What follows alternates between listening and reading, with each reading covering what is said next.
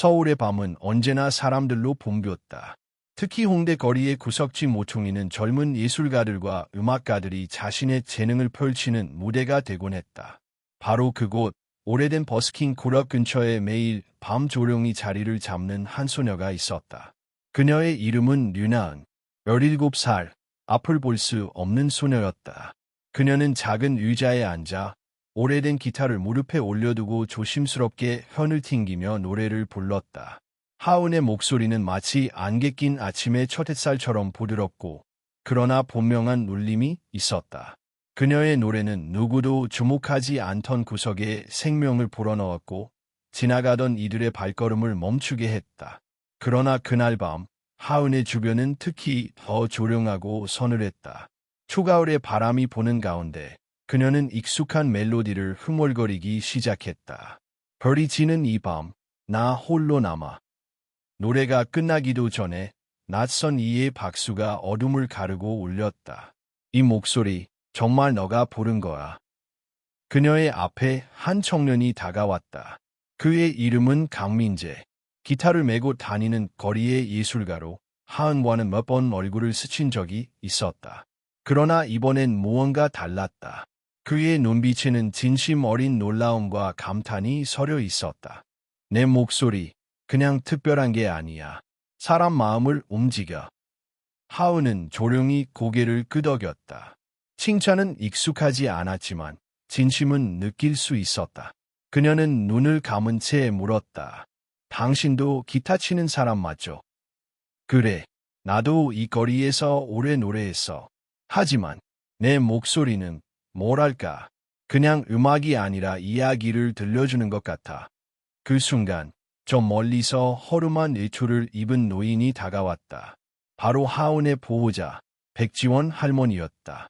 이 할머니는 오래전부터 하은을 돌봐왔고 마치 친손녀처럼 아꼈다. 하은이 거리에서 노래하는 것도 그녀의 허락 아래 가능했던 일이었다. 지원은 민재를 경계하는 눈빛으로 바라보며 말했다. 하은이는 그런 사람들 앞에서 노래하는 거 아니야. 이 애한테 관심 가지지 마요. 민재는 당황하며 물러섰지만 눈을 떼지 못했다. 뭔가 더 말하고 싶어하는 눈빛이었지만 그는 조용히 뒤돌아섰다. 하은은 그런 지원의 행동을 이해하면서도 어딘가 마음 한구석이 찜찜했다. 민재가 한 말이 자꾸 떠올랐다. 그냥 음악이 아니라 이야기를 들려주는 것 같아. 그날 밤 집으로 돌아온 하은은 방 한켠에 놓여 있는 작은 나무 상자를 열었다. 그 안에는 어릴 적부터 지니고 다닌 물건이 하나 있었다. 바로 그녀의 목에 항상 걸려있는 날개 모양의 작은 펜던트였다. 하은은 손끝으로 그것을 만지며 속삭였다. 엄마, 어디 계세요? 그녀는 자신의 과거를 알지 못했다. 할머니는 항상 말하곤 했다. 너는 병원 근처 쓰레기통 옆에서 울고 있었단다. 그날 내가 너를 안지 않았다면 지금쯤 어디에 있었을지 몰라. 하은은 그 말을 믿었고 지금도 믿는다. 그러나 마음 한켠에서는 무언가 채워지지 않는 공허함이 존재했다.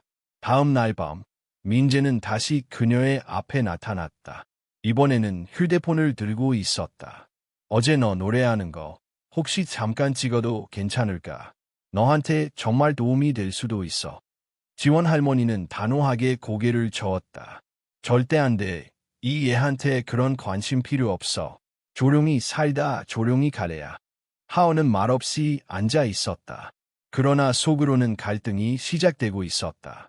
그날 밤 민재는 몰래 영상을 촬영했다. 그리고 자신이 운영하는 작은 유튜브 채널에 올렸다. 제목은 단순했다. 홍대에서 만난 기적의 목소리. 다음 날 아침 그 영상은 조회수 10만을 넘겼다. 댓글에는 수백 개의 감동과 찬사가 넘쳐났다. 이건 단순한 노래가 아니야. 위로다. 이 소녀를 누가 데려다 데뷔시켜야 해. 눈 감고 들으면 천사의 목소리가 들린다. 며칠 뒤 방송국에서 연락이 왔다. 대형 오디션 프로그램의 작가가 직접 연락한 것이었다. 혹시 유나은 양 본인이 맞나요? 당신의 노래에 감동받았습니다. 우리 프로그램에 참여해보지 않겠어요? 할머니는 전화를 끊으라고 소리쳤지만 하은은 조용히 손으로 할머니의 손을 감쌌다. 할머니, 제 이야기 한 번쯤 누군가에게 들려주고 싶어. 그리고 그렇게 하은의 이야기는 홍대 거리의 작은 코너를 넘어 전 국민에게 향하는 길목에 들어서게 되었다. 하지만 그녀는 아직 모른다. 그녀의 목소리가 밝혀낼 진실은 단순한 감동이 아니라 가족과 사회, 그리고 권력의 어두운 그림자 속에 묻힌 거대한 비밀이라는 것을. 윤하은은 평생 처음으로 방송국 건물에 들어섰다. 복잡하고 화려한 조명, 수많은 장비, 빠르게 움직이는 스태프들, 그리고 낯선 냄새.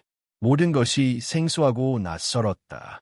눈을 뜰 수 없는 그녀였지만 공기의 떨림만으로도 이곳이 완전히 다른 세계라는 것을 느낄 수 있었다. 하은의 손을 꼭 잡고 있는 백지원 할머니는 시종일관 긴장한 표정을 감추지 못했다. 그녀는 하은이 세상의 시선을 견딜 수 있을지, 이 모든 관심이 또 하나의 상처가 되지는 않을지 두려웠다. 하은아, 괜찮겠니? 너무 부담스러우면 지금이라도 돌아가자. 하은은 미소 지으며 대답했다. 할머니, 걱정 마세요. 그냥 노래할 수 있다는 게 좋아요. 예선은 비공개로 진행되었다. 참가자들은 차례대로 노래를 부르고 심사위원의 판단에 따라 본선 진출 여부가 결정되는 구조였다. 대부분의 참가자들은 화려한 이력을 가지고 있었다. 뮤지컬 배우, 유튜브 커버 가수, 음악 전공자들. 그런 가운데 하은은 이름조차 알려지지 않은 아무런 배경도 없는 거리의 소녀였다. 그러나 그녀가 무대에 올랐을 때 모두가 숨을 죽였다. 준비되셨나요? 스태프가 조심스레 물었다. 네, 하은은 짧게 대답했다. 기타는 강민재가 직접 튜닝해서 준비해준 것이었다. 하은은 손끝으로 기타의 위치를 잡고 조용히 현을 튕겼다. 그리고 노래가 시작되었다. 바람이 지나간 자리, 나는 여전히 그곳에. 그녀의 목소리는 이전보다도 더 맑고 단단했다. 관객은 없었지만 카메라와 마이크를 통해 전국으로 퍼질 이 노래는 무대 너머의 수많은 사람들에게 닿을 것이었다. 노래가 끝난 뒤 짧은 침묵이 흘렀다. 그리고 이내 박수가 터져 나왔다. 제작진 중 한 명이 눈가를 닫고 있었다. 정말 놀랍네요. 이건 단순한 감정 표현이 아니에요. 당신은 당신의 삶을 노래하고 있어요. 하은은 고개를 숙이며 감사 인사를 전했다. 그녀는 아직 익숙하지 않은 조명이 따가웠지만 그 빛이 두렵지는 않았다. 며칠 후 본선 진출자 명단이 발표되었고 하은의 이름이 그 안에 포함되어 있었다. 방송국 측은 그녀의 사연을 특별한 이야기로 다루기 위해 별도의 다큐멘터리 촬영까지 제안했다. 하지만 백지원 할머니는 이 제안을 단호히 거절했다. 이 아이는 노래만 하면 돼요. 시청률을 위해 상처를 파내지 마세요. 프로듀서들은 실망했지만 하은은 할머니의 결정에 따랐다. 그녀 역시 자신의 과거를 밝히는 것이 불편했다. 아직 그 진실을 완전히 알지도 못했기 때문이다. 그 무렵 강민재는 하은을 돕기 위해 다양한 준비를 하고 있었다. 그는 자신의 지인들을 통해 무대용 의상과 레슨을 지원받게 해주었고 매일 저녁 기타 연습도 도와주었다. 내가 부르는 노래는 진짜야. 그래서 사람들이 감동하는 거야. 테크닉은 나중 문제야. 민재는 하은에게 항상 진심 어린 응원을 보냈고 하은도 점점 그와의 거리감을 줄여갔다. 그러던 중 한 통의 전화가 방송국으로 걸려왔다. 그 아이, 은하은. 혹시 그녀가 목에 무언가를 걸고 있지 않나요? 작은 날개 모양의 펜던트요. 전화를 건 이는 SH그룹의 이사이자 방송국 주요 스폰서 중 한 명인 신혜경이었다. 그녀는 영상 속에서 하은의 펜던트를 보고 무언가에 사로잡힌 듯한 얼굴을 보였다. 그 펜던트는 과거 자신이 딸에게 선물했던 것이었다. 이미 세상을 떠난 딸, 그리고 오래전 어느 사건으로 인해 사라졌던 아이. 신혜경은 조용히 손에 쥔 사진을 바라보았다. 한때 젊고 빛나던 자신의 딸, 그리고 그녀의 팔에 안겨있던 갓난아기의 모습. 그 아이가 지금 살아있다면 바로 저 소녀일까. 그날 밤 하은은 본선 무대 준비를 마치고 돌아오던 길에 민재에게 조심스럽게 물었다. 혹시 나처럼 가족을 모르고 자란 사람도 많을까? 민재는 잠시 침묵했다가 대답했다. 생각보다 많아. 그리고 그 사람들 대부분은 진실을 알게 되는 게 꼭 행복하지는 않다고 말하더라. 하은은 고개를 끄덕였다. 그녀 역시 알 수 없는 두려움에 사로잡히고 있었다. 펜던트를 만지작거리며 자신이 누구인지 그런 기억조차 없는지 궁금했지만 동시에 알고 싶지 않지도 했다. 며칠 후 방송국에서 하은을 위한 본격적인 인터뷰 촬영이 시작되었다. 그녀는 카메라 앞에 앉아 질문을 받았다. 노래를 부를 때 무엇을 생각하시나요? 하은은 잠시 망설이다가 말했다. 아무것도 보이지 않지만 저는 느껴요. 사람들의 숨결, 감정, 그리고 외로움. 아마도 제가 노래할 수 있는 이유는 저도 그 외로움을 알고 있기 때문이에요. 그녀의 말은 방송국 내부 메신저에서 빠르게 해자되었다. 진짜다. 이건 런기가 아니라 진심이다. 그런 반응들이 이어졌다. 그리고 그 영상을 본 또 한 사람. 신혜경은 깊은 밤, 사무실에서 홀로 영상을 반복해서 보았다. 그리고 조용히 속삭였다. 혹시 내가 내 손녀니? 그 순간 그녀는 과거를 떠올렸다. 딸이 겪었던 고통, 가족이 은폐한 진실, 그리고 아이를 없던 일로 만들었던 그날의 결정. 시간이 지나도 사라지지 않는 죄책감이 그녀의 가슴을 짓눌렀다. 이제 무대 위에서 빛나기 시작한 하은은 자신이 몰랐던 세계의 문턱에 서 있었다. 하지만 그녀가 맞이할 진실은 단순한 기적이 아니라 수많은 거짓과 침묵 속에 감춰진 어두운 진실일지도 모른다. 윤하은은 드디어 본선 무대에 올랐다. 스튜디오 안은 수백 개의 조명으로 가득했고 객석에는 방청객들이 빽빽하게 앉아 있었다. 눈을 볼 수 없지만 하은은 그 공간이 얼마나 거대하고 압도적인지 느낄 수 있었다.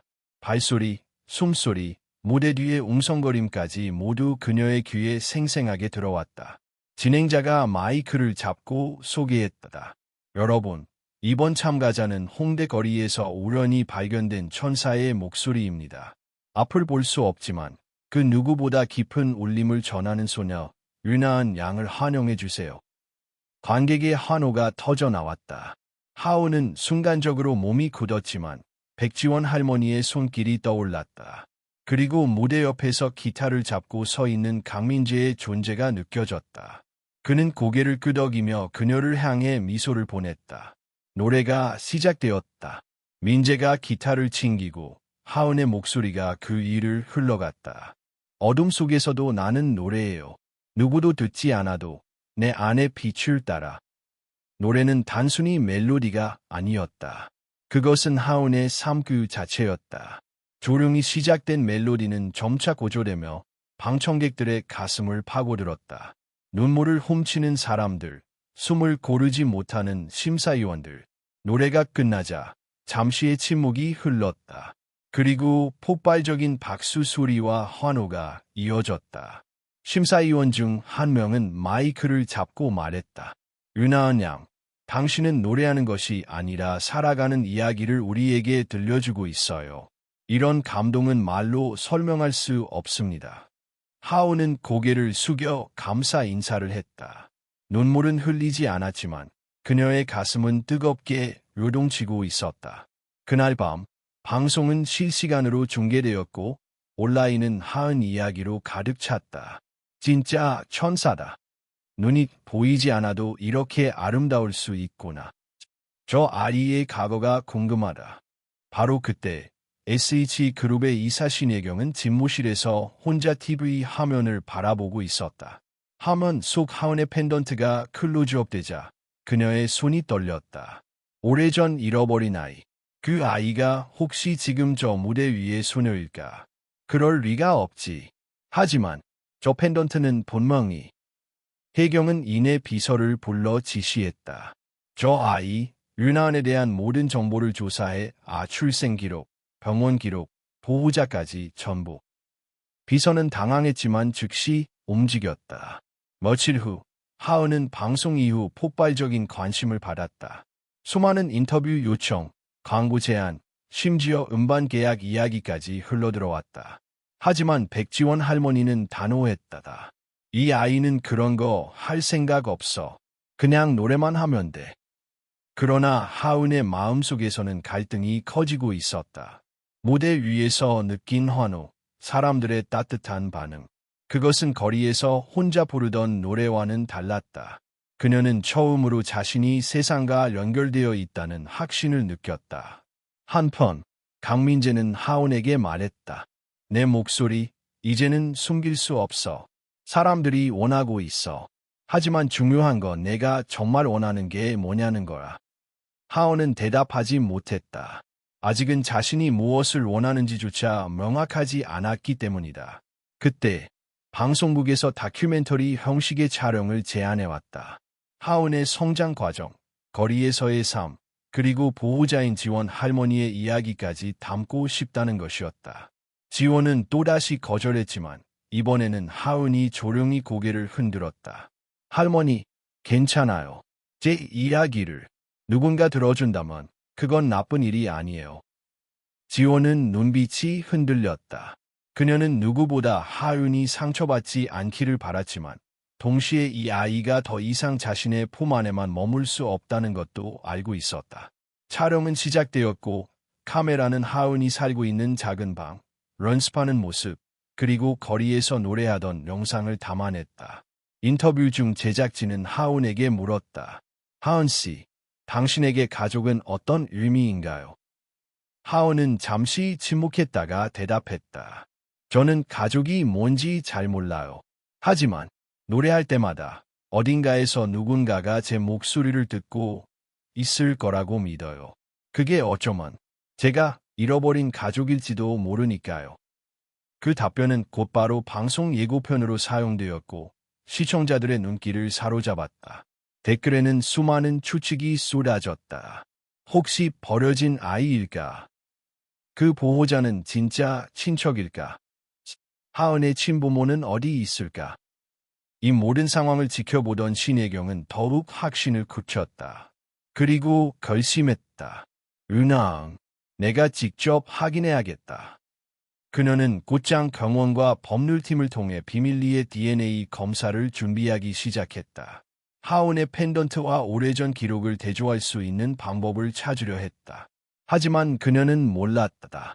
이 과정에서 감춰졌던 오래된 비밀이 다시 세상 밖으로 드러나려 하고 있다는 것을. 그 비밀은 단순히 잃어버린 아이의 이야기를 넘어 가족 전체를 뒤흔들 충격적인 진실과 연결되어 있었다. 한편 하은은 여전히 노래를 통해 자신을 표현하고 있었다. 그녀는 사람들의 박수와 관심 속에서 행복을 느끼면서도 설명할 수 없는 불안감을 느꼈다. 마치 자신이 앞으로 마주할 무언가가 지금의 모든 빛을 앗아갈 것만 같은 예감. 그날 밤 하은은 침대에 누워 펜던트를 꾹 쥐고 속삭였다. 엄마, 아빠, 정말 나를 기억하나요? 나는 누구의 아이였나요? 그러나 대답은 돌아오지 않았다. 대신 창밖에서 불어오는 바람 소리만이 그녀의 노래처럼 방 안을 가득 채우고 있었다. 신혜경은 자신이 믿고 싶지 않은 진실과 마주하고 있었다. 그녀의 책상 위에는 오래된 사진 한 장이 놓여 있었다. 젊은 시절의 딸, 신수진이 환하게 웃으며 아기를 안고 있는 사진. 그리고 아기의 목에는 분명히 작은 날개 모양의 펜던트가 걸려 있었다. 그것은 그녀가 직접 맞춤 제작해준 가족의 상징이었다. 수지는 17의 어린 나이에 아이를 가졌다. 당시 혜경의 집안은 재벌가로서 체면을 무엇보다 중시했기에 임신 사실은 철저히 숨겨졌다. 집안 어른들은 수진에게 아이를 포기하라고 강요했고 아이는 태어나자마자 어딘가로 보내졌다. 혜경은 그 과정을 직접 지켜보았지만 한마디도 반대하지 못했다. 그것이 지금까지 그녀의 가장 큰 죄책감이었다. 그 아이가 살아 있었다니. 혜경은 떨리는 손으로 와인잔을 내려놓았다. 그리고 결심했다. 직접 윤하은을 만나 확인해야 했다. 하지만 함부로 다가갈 수는 없었다. 언론에 알려주면 그룹 전체가 흔들릴 수도 있었기 때문이다. 며칠 후 하은은 방송국의 본격적인 합숙 훈련에 들어갔다. 참가자들은 며칠 동안 함께 숙식하며 무대를 준비해야 했다. 시끄럽고 화려한 분위기 속에서도 하은은 묵묵히 노래를 연습했다. 그녀의 곁에는 늘 강민재가 있었다. 그는 공식 참가자가 아니었지만 하은의 반주자로 함께 출입을 허락받았다. 그날 저녁, 하은은 제작진과의 개인 인터뷰에 응했다. PD는 조심스럽게 물었다. 하은 씨, 혹시 어릴 적 기억에 남는 게 있나요?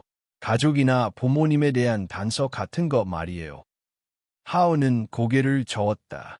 아무것도 몰라요. 다만 늘 목에 걸고 다니는 이 펜던트만이 저의 유일한 기억이에요. 이게 제 과거와 연결된 거라면 언젠가는 알게 되겠죠. 인터뷰 영상은 녹화 직후 내부 관계자들 사이에서 퍼졌고 마침내 SH그룹의 손에 들어갔다. 혜경은 그 영상을 보며 눈을 감았다. 그녀의 의심은 확신으로 굳어졌다. 은하은은 바로 그 아이였다.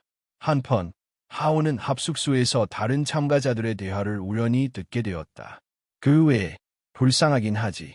앞도 못 보는데 어떻게 여기까지 왔을까? 그래도 우리한텐 경쟁자야.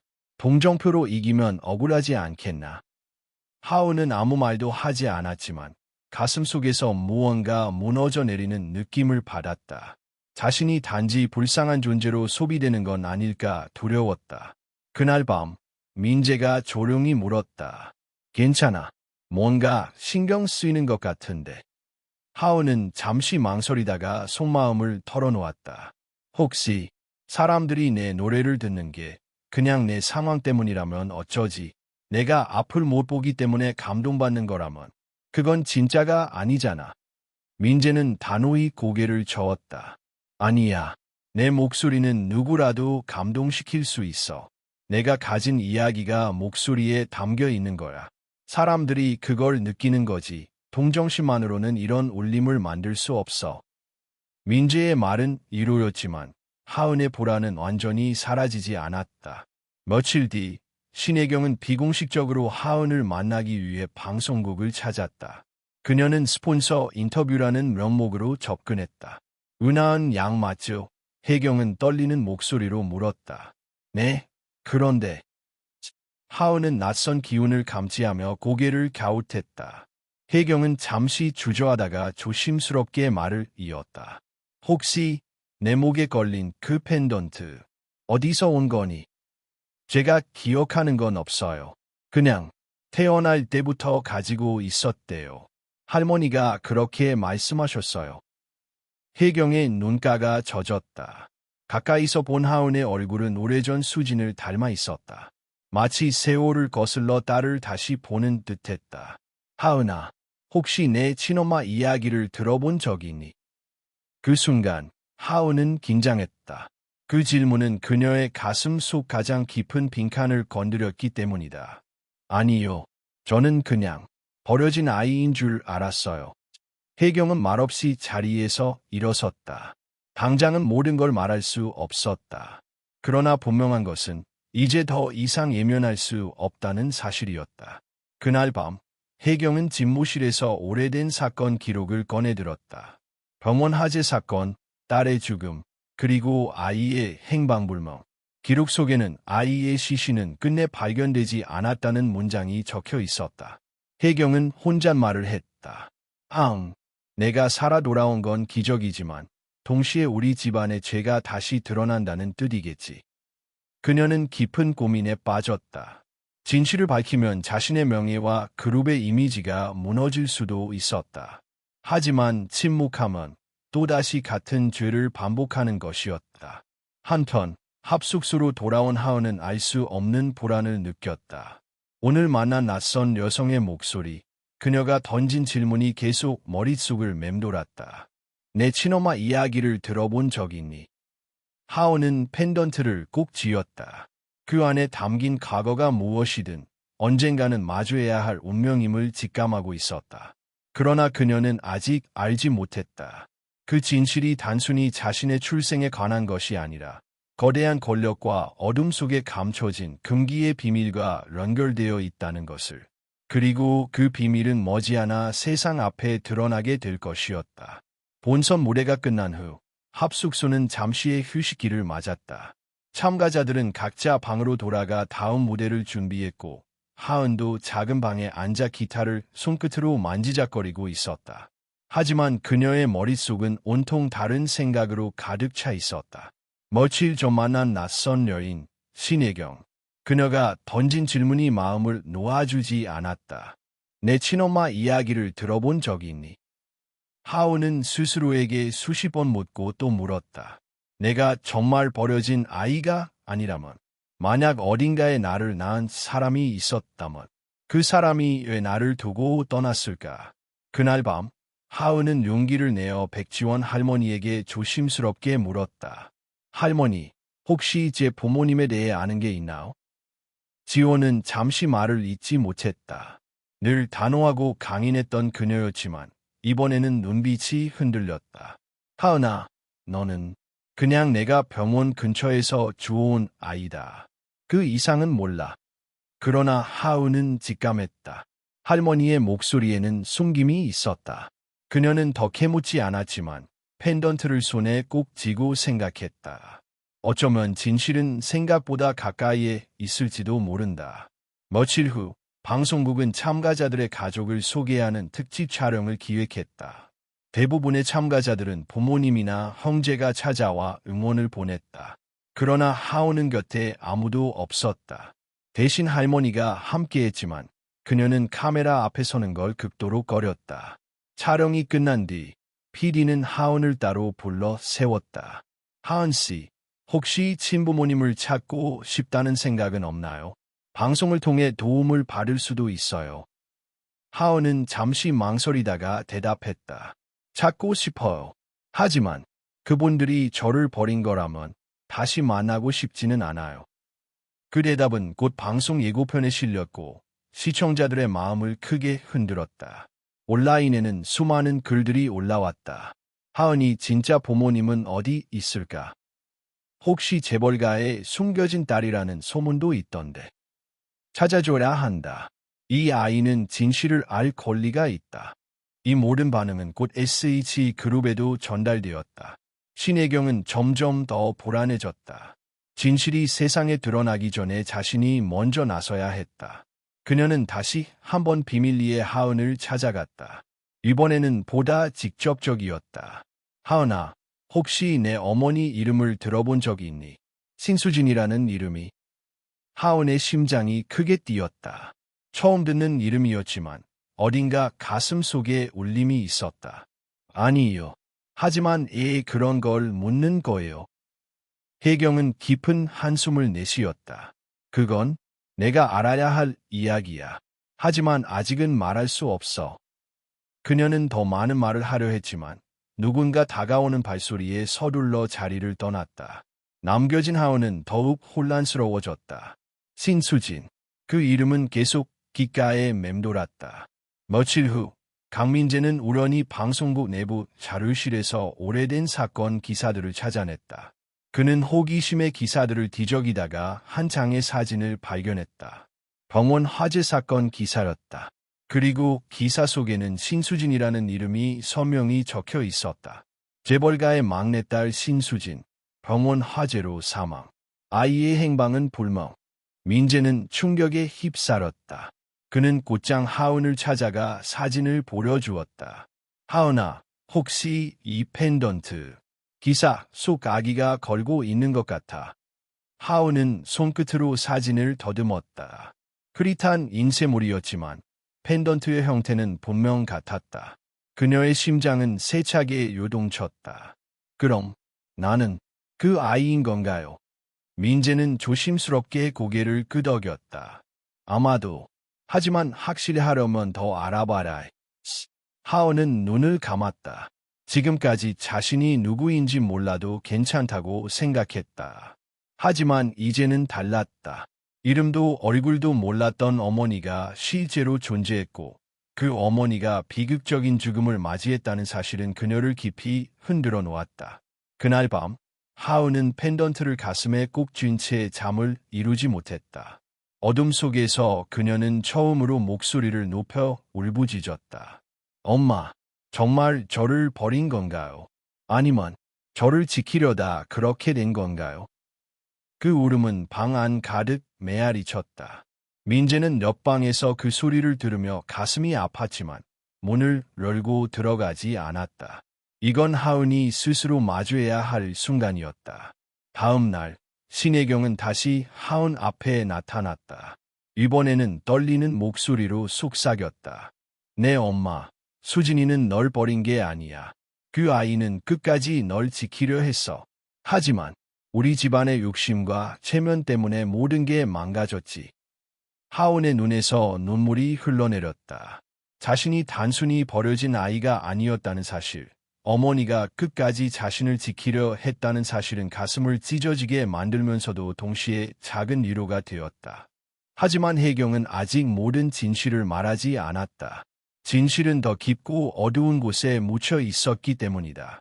그리고 그 진실은 곧 하은의 삶뿐만 아니라 세상을 뒤흔들 폭풍으로 다가오고 있었다. 윤하은은 신혜경이 전해준 진실의 조각들 때문에 며칠 동안 깊은 혼란에 빠져 있었다. 어머니 신수진이 자신을 끝까지 지키려 했다는 말은 위로이자 동시에 고통이었다. 하지만 여전히 풀리지 않는 의문이 있었다. 그렇다면 아버지는 누구였을까? 그 존재에 대해 단 한 번도 언급되지 않았을까? 하은은 답을 알고 싶었다. 그러나 혜경은 그 질문만큼은 끝내 침묵으로 일관했다. 그녀의 눈빛은 두려움과 죄책감으로 얼룩져 있었다. 며칠 뒤 강민재는 다시 자료실을 뒤지다 충격적인 사실을 발견했다. 오래된 재판 기록 일부가 남아 있었는데 거기에는 신수진이 미성년자였을 당시 임신 사실을 가리기 위해 가족이 거짓 증언을 했다는 정황이 기록되어 있었다. 더욱 충격적인 건 내부 고발자의 진술이었다. 아이는 집안 내부 인물에 의해 생겼다. 하지만 재벌가의 체면을 위해 모든 사실이 묻혔다. 민재는 손에 땀이 흘렀다. 이건 단순한 가십이 아니었다. 가족 내부의 범죄, 그리고 조직적인 은폐였다. 그는 그 기록을 복사해 하은에게 전했다. 하은은 손끝으로 종이를 더듬으며 차갑게 떨리는 목소리로 물었다. 민재 씨, 이게 무슨 뜻이에요? 집안 내부 인물이라니. 민재는 말을 아꼈다. 그러나 하은은 이미 눈치채고 있었다. 그녀의 마음속에서는 하나의 끔찍한 가능성이 자리 잡고 있었다. 며칠 후 신혜경은 하은을 다시 불러냈다. 이번에는 도망칠 수 없다는 듯 무겁게 앉아 말을 꺼냈다. 하은아, 내가 알아야 할 시간이 온 것 같구나. 내 아버지는 우리 집안의 외부 사람이 아니야. 하은의 호흡이 거칠어졌다. 그녀는 이미 준비하고 있었지만 직접 듣는 순간 심장이 무너져 내리는 듯했다. 혜경은 떨리는 목소리로 이어갔다. 너희 아버지는 우리 집안의 가장 큰 권력을 쥔 사람이야. 바로 신 회장, 나의 남편이자 내 외할아버지로 알려진 사람이지. 순간 하은은 귀를 의심했다. 뭐라고? 외할아버지? 그분이 제 아버지라고. 혜경의 눈에서 눈물이 흘렀다. 그래, 수진이는 어린 나이에 끔찍한 일을 당했어. 하지만 그 사실을 세상에 알릴 수 없었어. 우리는 체면을 지키려 했고 결국 수진이는 고통 속에 무너져 내렸지. 그리고 너는 그 어둠 속에서 태어난 아이였어.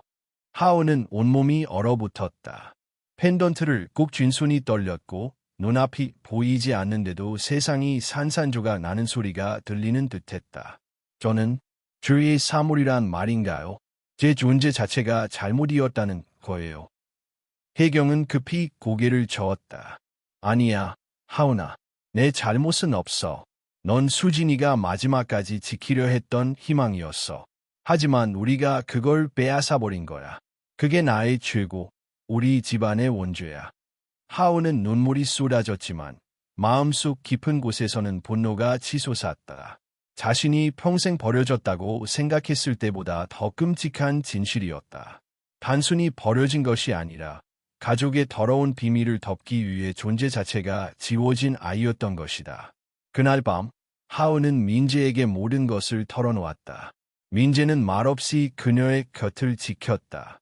그리고 조용히 말했다. 하은아, 내가 누구의 딸인지보다 중요한 건 내가 어떤 사람이 되느냐야. 내가 이 진실에 짓눌리면 그들이 원하는 대로 되는 거야. 하지만 하은은 쉽게 마음을 정리할 수 없었다. 머릿속에서 회장 신태준의 얼굴이 떠올랐다. 방송에서 자주 보던 나라의 경제를 이끄는 거물. 그가 바로 자신의 아버지라는 사실은 받아들일 수 없는 악몽이었다. 며칠 후 본선 2차 무대가 열렸다. 하은은 노래를 준비했지만 마음은 산산조각난 상태였다. 무대에 오르기 전 그녀는 무대 뒤에서 펜던트를 꺼내 들고 속삭였다. 엄마, 저 어떻게 해야 하죠? 이 노래를 부를 자격이 있을까요? 무대가 시작되고 관객의 환호가 쏟아졌다. 그러나 노래 중간에 하은의 목소리가 떨렸다. 눈물이 흘러내렸고 가사를 잊어버릴 뻔했다. 그 순간 무대 뒤에서 들려오는 민재의 기타 소리가 그녀를 붙잡아 주었다. 괜찮아. 노래해. 넌 너 자신이야. 민재의 눈빛이 그녀를 일으켜 세웠고 하은은 다시 목소리를 냈다. 이번에는 고통과 분노, 그리고 슬픔이 뒤섞인 목소리였다. 오히려 그 노래는 누구보다 강렬했고 관객은 숨조차 쉬지 못한 채 그녀의 노래에 빨려들었다. 무대가 끝나자 객석은 폭발적인 환호와 눈물로 가득 찼다. 그러나 무대 뒤에서 하은은 차가운 현실을 마주했다. 대기실 모니터에는 신태준 회장이 인터뷰하는 장면이 나오고 있었다. 우리 SH그룹은 언제나 사회적 책임을 다하고 있습니다. 젊은이들에게 희망을 주는 이런 프로그램을 적극적으로 지원하겠습니다. 하은의 손에서 펜던트가 떨어졌다. 그가 바로 자신을 세상에서 지우려 했던 장본인이라는 사실이 뼈저리게 다가왔다. 그날 밤 하은은 스스로에게 맹세했다. 나는 이제 침묵하지 않을 거야. 내 목소리는 진실을 드러내기 위해 존재하는 거야. 그녀의 노래는 더 이상 단순한 음악이 아니었다. 그것은 세상에 묻힌 진실을 깨우는 울부짖음이자 억압된 자들의 대변이 될 것이었다. 하지만 동시에 그녀가 진실을 드러내는 순간 SH그룹과 회장 신태준을 둘러싼 거대한 권력이 그녀를 집어삼키려 할 것이라는 사실도 분명했다. 본선 2차 무대가 끝난 지 며칠 후 류나은은 자신을 둘러싼 소문과 추측이 걷잡을 수 없이 커지고 있음을 실감했다. 인터넷에는 그녀가 재벌가의 숨겨진 딸이라는 이야기가 끊임없이 돌았고 언론 기자들은 합숙소 앞에 진을 치고 있었다. 하은은 무대 위에서 환호를 받았지만 무대 아래에서는 끝없는 불안과 두려움이 따라붙었다. 그녀의 정체가 드러나는 순간 단순히 개인의 문제가 아니라 사회 전체가 흔들릴 수 있다는 사실을 점점 더 깨닫고 있었다. 그날 밤 강민재는 하은의 방을 조심스럽게 두드렸다. 그는 두꺼운 서류 봉투를 들고 있었다. 하은아, 이걸 봐. 서류 봉투 안에는 오래된 기사 스크랩, 법원 기록, 병원 문서가 담겨 있었다. 민재는 낮 동안 기자 친구를 통해 몰래 입수한 자료였다. 그 안에는 충격적인 내용이 담겨 있었다. 신수진의 임신 사실이 은폐된 과정, 병원 화재 당시 아이의 사망을 조작한 흔적, 그리고 신태준 회장이 내부적으로 사건을 덮으라고 지시했다는 증언까지. 하은은 손끝으로 문서들을 더듬었다. 손이 떨려 종이가 흔들렸다. 이건 세상에 알려져야 해요. 하지만 민재는 그녀의 손을 잡았다. 생각 잘해. 이걸 폭로하는 순간 넌 단순한 가수가 아니라 권력과 맞서는 증인이 되는 거야. 내 삶은 송두리째 달라질 거야. 하은은 숨을 몰아쉬었다. 그녀는 노래하기 위해 이 자리에 섰지만 이제 노래가 단순한 음악을 넘어서는 무기가 될 수도 있었다. 며칠 후 방송국 관계자 중 한 명이 은밀히 그녀를 찾아왔다. 그는 하은에게 귓속말로 말했다. 이야기를 듣고 있습니다. 만약 원한다면 우리 프로그램의 파이널 무대에서 진실을 폭로할 기회를 줄 수 있습니다. 하지만 그 선택은 오직 당신의 몫입니다. 하은은 대답하지 않았다. 대신 방으로 돌아와 펜던트를 꺼내 쥐었다. 어린 시절부터 늘 곁에 있었던 작은 날개. 그것은 단순한 장신구가 아니라 그녀의 정체와 운명의 상징이었다. 그날 밤, 백지원 할머니는 하은을 붙잡고 울먹였다. 하은아, 제발 그러지 마라. 진실을 드러낸다고 해서 과거가 바뀌는 건 아니야. 넌 그냥 노래만 하면 돼. 내 목소리로 위로를 주면 그걸로 충분해. 하은은 할머니의 손을 꼭 잡았다. 하지만 할머니, 제 목소리로 진실을 외면한다면 그건 위로가 아니라 거짓이잖아요. 지원은 아무 말도 할 수 없었다. 그녀는 누구보다 하은이 상처받지 않기를 바랐지만 동시에 이 아이가 더 이상 숨을 수 없는 운명에 놓였다는 것도 알았다. 며칠 뒤 신혜경은 하은을 몰래 불러냈다. 고급 호텔의 한 조용한 방에서 두 사람은 마주 앉았다. 혜경의 얼굴은 고통으로 일그러져 있었지만 동시에 단호함도 있었다. 하은아, 제발 진실을 세상에 말하지 말아다오. 내 엄마 수진이를 그렇게 만든 건 우리 집안의 욕심이었지만 이제 와서 드러낸다고 누가 살아 돌아오는 건 아니야. 넌 그냥 내 삶을 살아. 그게 내 엄마가 원했을 거야. 하은은 차갑게 물었다. 정말로 어머니가 원했던 게 침묵이라면 저를 끝까지 지키려 하셨을까요? 저는 그렇게 믿지 않아요. 혜경은 눈을 감았다. 그녀도 알고 있었다. 수지는 끝까지 아이를 지키려 했고 그 아이를 위해 목숨까지 내던졌다. 하지만 진실을 드러내는 순간 가문은 무너지고 수많은 사람들이 다칠 것이다. 하은아, 때로는 진실이 모두를 불행하게 만들기도 해. 그러나 하은의 마음속에는 이미 답이 정해지고 있었다. 진실을 외면하는 건 또 다른 죄였다. 며칠 후 한 탐사보도 기자가 하은을 찾아왔다. 그는 두꺼운 파일을 내밀며 말했다. 우린 이미 증거를 거의 다 모았습니다. 하지만 마지막 조각이 필요해요. 바로 당신의 증언입니다. 당신이 카메라 앞에서 말해준다면 세상은 진실을 외면할 수 없을 겁니다. 하은은 숨을 고르며 대답했다. 생각할 시간을 주세요. 그날 밤, 그녀는 잠들지 못하고 노트에 글을 쓰기 시작했다. 한 줄, 한 줄. 그것은 가사가 아니라 자신의 고백이었다. 나는 어둠에서 태어났지만 어둠 속에 머물고 싶지 않다. 나의 목소리는 단순한 노래가 아니라 사라진 이름들을 불러내기 위한 외침이다. 그 글은 곧 그녀의 새 노래가 되었다. 파이널 무대에서 부를 곡, 단순한 음악이 아니라 진실을 담은 선포였다. 강민재는 그 가사를 보며 숨을 죽였다. 하은아, 넌 정말 그렇게까지 할 거야.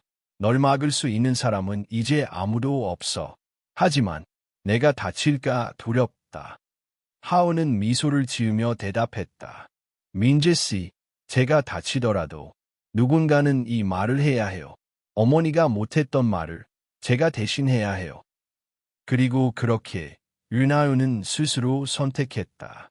침묵이 아니라 폭로를, 위로가 아니라 진실을. 그녀의 목소리는 이제 단순한 음악이 아니었다. 그것은 세상을 향한 선언이었고 억눌린 진실의 문을 열기 위한 열쇠였다. 파이널 무대의 날이 다가왔다. 서울 도심의 대형 공연장은 수천 명의 관객으로 가득 찼고 TV 생중계로 수백만 명이 지켜보고 있었다. 의 마지막 무대는 단순한 오디션이 아니었다. 이제는 사회적 현상이자 국민적 관심사가 된 거대한 사건이었다. 그리고 그 무대의 중심에는 윤하은이 서 있었다. 무대 뒤에서 하은은 깊게 숨을 들이마셨다. 손끝이 차갑게 떨렸지만 그녀의 눈빛은 단단했다. 오늘 그녀가 부를 노래는 단순한 음악이 아니었다. 그것은 자신의 삶, 어머니의 억울한 죽음, 그리고 세상에 감춰진 진실을 드러내는 고백이었다. 강민재는 무대 옆에서 기타를 조율하며 말했다. 하은아, 마지막으로 묻겠어. 정말 준비됐어. 이걸로 내 인생은 완전히 달라질 거라. 하은은 고개를 끄덕였다. 네, 이제는 숨고 싶지 않아요. 제 목소리는 진실을 위해 쓰여야 해요. 드디어 사회자가 무대에 올랐다. 이제 마지막 참가자를 소개합니다. 어둠 속에서도 빛나는 목소리, 윤하은 양. 관객의 환호가 쏟아졌다. 하은은 조심스럽게 무대 중앙으로 걸어 나갔다. 그녀의 발걸음은 느렸지만 확고했다. 조명이 켜지고 객석이 보이지 않는 대신 뜨겁게 느껴졌다. 마이크 앞에 선 하은은 조용히 말했다. 저는 노래를 부르기 위해 이 자리에 섰습니다. 하지만 오늘은 제 노래 속에 제 이야기를 담고 싶습니다. 관객은 숨을 죽였다. 민재가 첫 번째 코드를 튕겼다. 서정적이고도 묵직한 선율이 흘러나왔다. 그리고 하은의 목소리가 이어졌다. 나는 어둠에서 태어났네. 빛은 없었지만 숨결은 있었네. 누군가의 죄, 누군가의 침묵 속에 나는 익힌 이름으로 살았네. 가사는 단순한 시가 아니었다. 그것은 진실을 상징하는 고백이었다. 그녀가 누군가의 죄라고 부른 것은 신태준 회장이었고 누군가의 침묵은 재벌가의 체면이었다.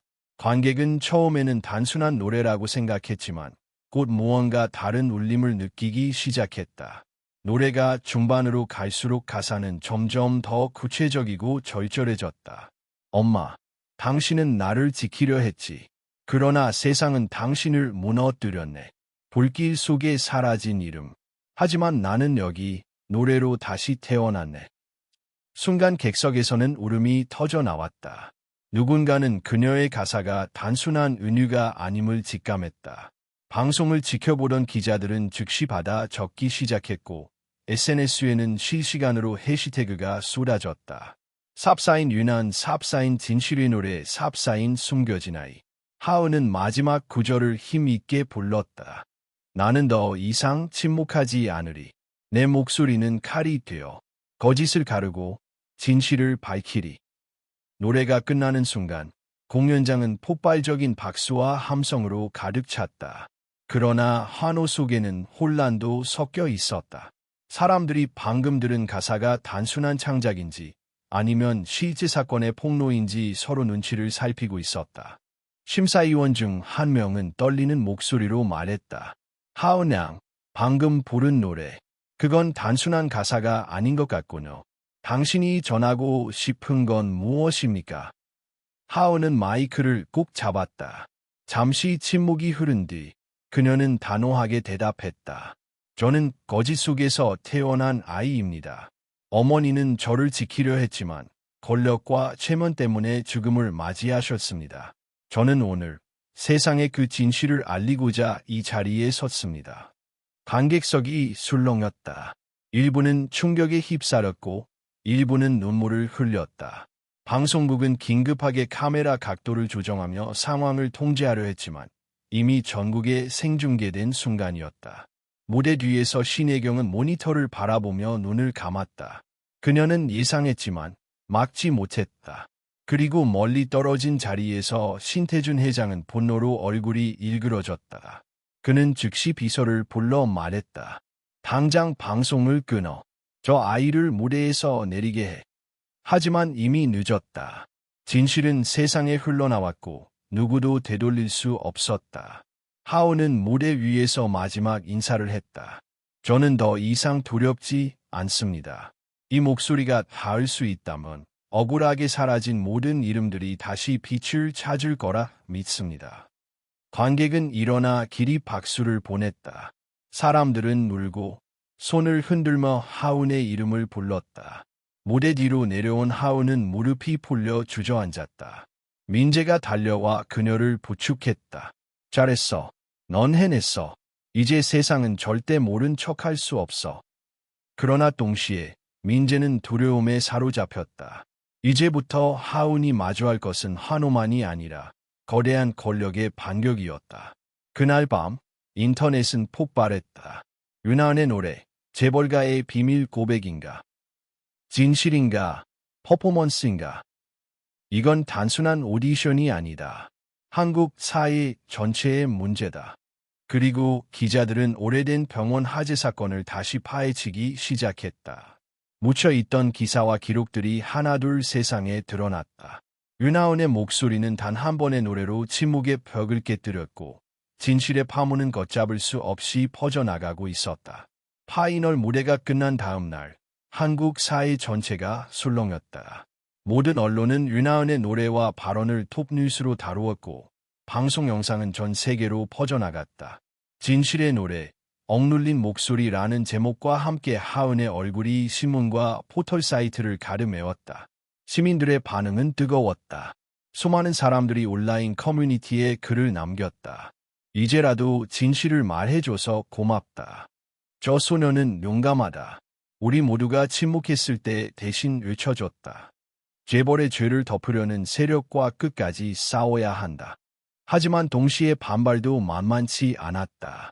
일부 언론은 미성년 시절의 사건을 다시 끄집어내는 건 무책임하다거나 검증되지 않은 주장으로 명예를 훼손했다고 비난했다. 하은은 자신이 단순한 가수가 아니라 사회적 논쟁의 한복판에 서 있음을 실감했다. 합숙소 앞에는 응원하러 온 팬들과 취재진이 몰려들었고 동시에 낯선 사내들이 그림자처럼 서성이고 있었다. 그날 저녁 강민재는 긴장된 얼굴로 하은을 찾아왔다. 하은아, 조심해야 해. 나한테 제보가 들어왔어. 어떤 세력이 널 압박하려고 움직이고 있어. 그냥 단순한 소문이 아니야. 하은은 잠시 침묵하다가 말했다. 예상했어. 하지만 두렵진 않아. 오히려 이제 시작이라는 생각이 들어. 그녀의 목소리는 흔들리지 않았지만 가슴 깊은 곳에서는 알 수 없는 떨림이 있었다. 며칠 뒤 하은은 기자회견에 초청되었다. 수많은 플래시가 쏟아지는 가운데 그녀는 무대 위에 앉아 질문을 받았다. 기자들이 물었다. 윤하은 양, 어제 파이널 무대에서 부른 노래가 실제 경험을 바탕으로 한 건가요? 신수진이라는 이름을 언급했는데 그녀와 어떤 관계입니까? SH그룹의 회장과 어떤 연관이 있다는 말입니까? 하은은 깊게 숨을 들이마시고 마이크를 잡았다. 저는 태어날 때부터 제 존재가 지워진 아이였습니다. 제 어머니는 신수진, 그리고 그녀는 저를 끝까지 지키려 했지만 권력과 체면에 의해 억울하게 사라졌습니다. 제가 가진 작은 펜던트는 그 증거이나 제 노래는 침묵했던 이름을 부르기 위한 것이었습니다. 기자회견장은 술렁했고 어떤 기자는 즉시 반박했다. 하지만 증거는 있습니까? 혹시 개인적인 상상이나 과장이 아닙니까? 그 순간 강민재가 앞으로 나와 문서를 내밀었다. 그는 병원 화재 기록과 은폐 정황, 내부 증언이 담긴 서류를 공개했다. 기자들은 일제히 사진을 찍고 기록했다. 그러나 같은 시각 SH그룹은 긴급 성명을 발표했다. 윤하은 양의 발언은 사실무근이며 당사자와 회사의 명예를 훼손하는 행위입니다. 법적 대응을 검토하겠습니다. 그날 밤 하은은 지원 할머니와 민재와 함께 작은 방에서 회의를 했다. 지원은 울먹이며 말했다. 하은아, 제발 여기서 멈추자. 이미 너는 충분히 용감했어. 더 나가면 내가 다칠 수 있어. 하지만 하은은 고개를 저었다. 할머니, 이제 물러서면 제가 부른 모든 노래가 거짓이 돼요. 저는 다시 거리로 돌아갈 수는 있어도 거짓 속으로는 돌아갈 수 없어요. 민재는 그녀의 손을 잡았다. 내가 원한다면 끝까지 함께할게. 하지만 앞으로의 싸움은 음악이 아니라 법과 권력의 영역일 거야. 너 혼자선 버틸 수 없어. 며칠 후 하은은 시민단체와 인권 변호사들의 지지를 받게 되었다. 그들은 기자회견을 통해 공식적으로 SH그룹의 진상조사를 요구했다. 거리에서는 진실을 밝혀라는 시위가 벌어졌고 하은의 노래는 집회 현장에서 울려 퍼졌다. 그러나 동시에 위협도 가시화되었다. 누군가 합숙소 근처에 몰래 접근해 유리창을 깨뜨리고 경고 메시지를 남겼다. 침묵하지 않으면 후회할 것이다. 민재는 즉시 경찰에 신고했지만 범인은 잡히지 않았다. 하은은 공포를 느꼈지만 오히려 마음은 더욱 단단해졌다. 이게 바로 그들이 두려워한다는 증거예요. 제 목소리가 힘을 가지고 있다는 증거죠. 며칠 뒤 방송국에서 또다시 특집 프로그램을 제안했다. 윤하은, 진실을 노래하다 라는 제목의 다큐멘터리였다. 하은은 잠시 고민했지만 결국 승낙했다. 이제 더는 숨길 필요가 없었다. 촬영 중 제작진은 하은에게 마지막 질문을 던졌다. 앞으로 어떤 가수가 되고 싶습니까? 하우는 미소를 지으며 대답했다. 저는 단순히 가수가 아니라 목소리를 가진 사람이 되고 싶습니다. 어둠 속에서 사라진 모든 이름을 대신 불러주는 목소리요. 그게 제 음악의 이유입니다. 그 대답은 다시금 세상에 울림을 주었다. 그러나 동시에 SH그룹 내부에서는 하은을 완전히 제거하자는 논의가 비밀리에 오가고 있었다. 신태준 회장은 더 이상 인내할 수 없었다. 이 아이를 가만히 두면 우리 집안은 무너진다. 반드시 막아야 한다.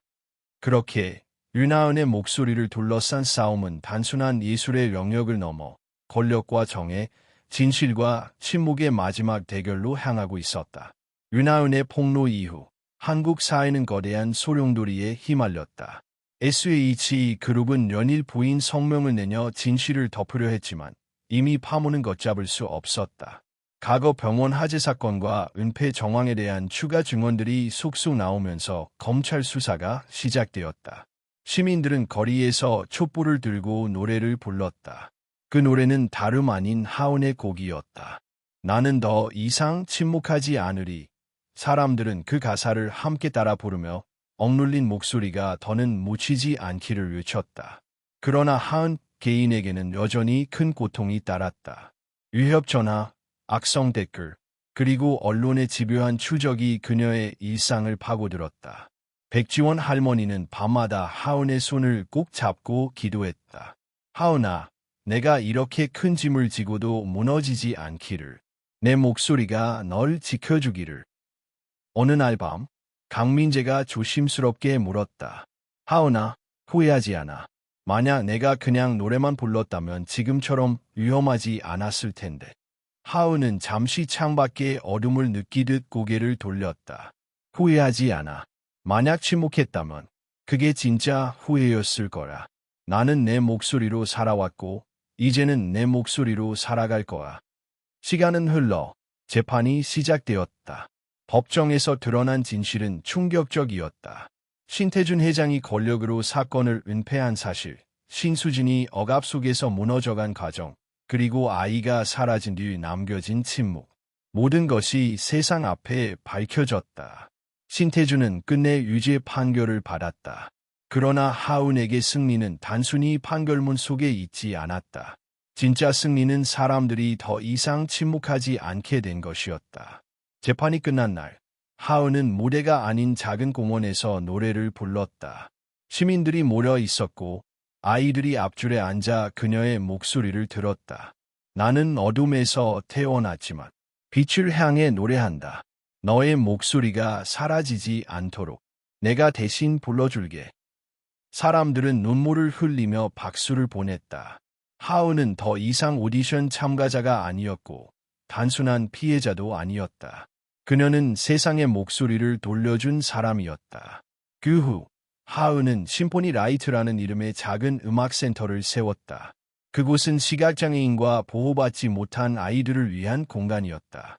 무료로 음악을 배우고 자신의 목소리를 찾을 수 있는 곳. 하은은 매일 아이들과 함께 노래하며 그들을 이끌었다. 센터 개관식에서 한 아이가 다가와 물었다. 선생님, 저도 언젠가 사람들 앞에서 노래할 수 있을까요? 하은은 환하게 웃으며 대답했다.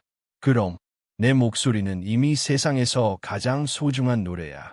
내가 용기만 낸다면 세상은 반드시 들어줄 거라.